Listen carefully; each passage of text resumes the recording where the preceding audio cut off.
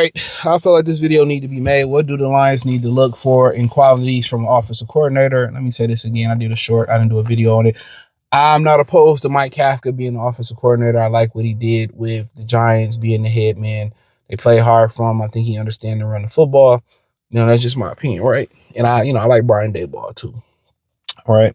They won't have to worry about developing a young quarterback here because that's Jared Goff. But one of the things that people really harp upon with the Lions is creativity. We need effectiveness. I don't care, the trick plays, that's cute. We need whatever you do, we need to be effective. One thing I loved about Ben Johnson was every week he tailor-made the offensive plan to the defense they was playing. So if they was playing man-to-man, he's gonna beat the man-to-man beaters. If they was playing Brian Flores, they was gonna do blitz beaters. Whether it was runs that beat the blitz, whether it was throwing plays that beat the blitz, he tailor-made the offense each week based on their opponents. It wasn't traditionally what a lot of the Lions teams do is we do this and you got to stop it. They tailor-made it. If it was a game where they had to play action all game, they play action. If it was a game where they had to pass to open up the run, they did it. Whether it was a game they wanted to run the ball, on late downs, early downs, or they wanted to run it 50 times a game, they did it. If it was a game that was the terrain or the team for Montgomery to run and really have his time and sprinkle in Jahmyr Gibbs, they did it. Whether it was reverse, Gibbs and sprinkle in Montgomery, they did it. So the whole thing about creativity, we need tailor-made. We need somebody that's going to tailor-make offensive game plans to the defense that we playing week to week. That's it.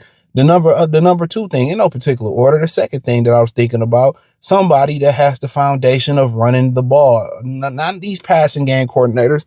The most important parts of Jared Goff's game in any quarterback, you've seen it with Dak having a better year. You see it with Jackson Dart getting it done. He doing it with his legs. They ran the ball pretty good out there in the Giants compared to what they've been doing. You see the difference with Jalen Hurts got Saquon running the way he was running, and when he don't got him the way that he running. You know what I'm saying? You see it. You see Aaron Rodgers got teed off by Houston. Why? They couldn't run the football. So we need an offensive coordinator that knows, that understands how to be creative in running the ball effectively. His creativity. I didn't like what they did with what John Morton did. Oh, we just gonna keep the same run game. Nah, we need the run game is the foundation of any successful quarterback. Just a threat of the run, drop an 8-man in the box. Just a threat of the run where you can go single high. Just a threat of the run where even if you playing too high and then pre-snap you send the safety in the box.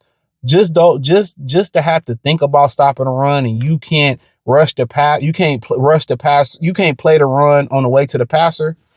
You know what I'm saying? A lot of teams do that. They play the run on the way to the passer. Now you got to respect the runner. You got to play the runner on the way to the passer. You got to think about that. But I ain't got to think about the running back doing nothing. I can just pin my ears back and attack the quarterback. And with Jared Goff, he doesn't have the feet to improvise. So the running game and how creative they can be with the running game is very important, and that opens up everything. They need a coordinator that understands run the ball to open up the pass the ball to open up the run. All that. Ben Johnson did a great job of those things. So that's the number one thing. You need an offensive coordinator that understands the run game is the foundation of success for the Detroit Lions, especially when you transition into a new offensive line. You don't want to be moving centers around. You don't want to be moving guards around, moving tackles around, and you got linemen on their back foot, and you got Jared Goff back there who can't slide in the pocket and make shit happen. No, you want them big uglies going forward and grinding and putting defensive lineman dicks in the dirt. That's exactly what you want. You want to build their confidence with imposing their will with their aggression, and then you let them be twinkle toes. So reading a little bit more about Mike McDaniels, he was the run game coordinator for the 49ers a couple years. So I kind of find it funny that he went to Miami. He had an identity for them to kind of being more flashy. You had Waddle, you had Tyreek Hill. But I feel like with Tua Tagovailoa, you feel like they should have had a minimum of running the ball 25 to 30 plus times a game. I feel like that should have been the minimum to protect Tua. Going out to Buffalo, going out to New England, going out to New York with the Jets. I feel like that should have been the bare minimum. You know what I'm saying? I feel like that should have been the bare minimum, honestly, man. But that is what it is, man, there. And also, I feel like the last thing they need to look at of real importance is a leader. They need somebody that can come into that offensive room and be a leader. You heard and be prepared, and that's part of being a leader. You heard what Brad Holmes said. Just listen to that press conference. He told you why John Morton got fired. Lack of leadership, lack of preparation, lack of organization. All that comes from a lack of organization skills. So you need somebody that's a leader of men. Mike Kafka has led men before. Play caller, offensive coordinator, interim head coach, just like Dan Campbell was. Josh McDaniels. Mike McDaniels has led the Miami Dolphins before.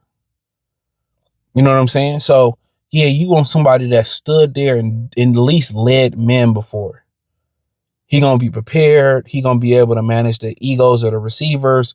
And the Lions don't have a lot of ego guys. So, really, it's a pretty easy transition. They got a good leadership, good group of guys that don't bitch and complain. But you still got to get their respect. And like I said, I have no issue with Mike Kafka. I think T. Martin, just knowing, him from college, I think he would be a great leader for those guys. But leadership qualities is what they really need. Somebody that's going to be prepared. Somebody that's not going to let it haunt you because J-Mo ain't getting the ball. No, this is what we doing. This is what's going to work. So, it's a great job. I think for, Kafka and Mike McDaniels, or whether it's Kevin Stefanski, if he get a job or don't get a job, whether it's Brian Daboll, I think this is a quick way to get back in contention. I think this is a great way to get back into contention. And whoever was the play caller in Dallas this year, I don't know if that was the head coach, but he had a hell of a year. You gotta remember, he got Javonte Williams paid. So, but if I'm the Lions, if I'm them, and another guy got fired too, Greg Roman, from with the Chargers, been with Harbaugh a long time. But I think he's more great. I think he's better with the mobile quarterback. So yeah, it's gonna be interesting, man. But I like